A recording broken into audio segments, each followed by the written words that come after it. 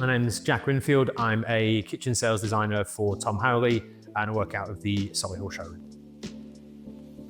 Often we start with initial consultation. Each project differs based on the client's expectations. It's about understanding what their vision is for it. When we're here in the showroom to go through the plans, it gives people the first opportunity to actually see the furniture. One of the elements which is most helpful for clients is when we come to the presentation itself. When we show clients elevations and then a 3D walkthrough at the end of the presentation, that's what helps bring it to life. And it may actually be the first time that they've seen that space in a 3D setting.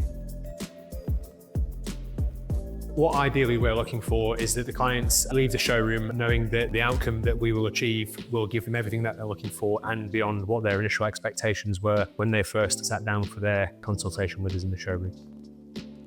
Ultimately, with a lot of these projects, what kind of feeling is the client trying to create when they walk into a space? And it's about us trying to understand those things and bring that to life for them, so it is exactly how they imagined it and puts a smile on their face every day.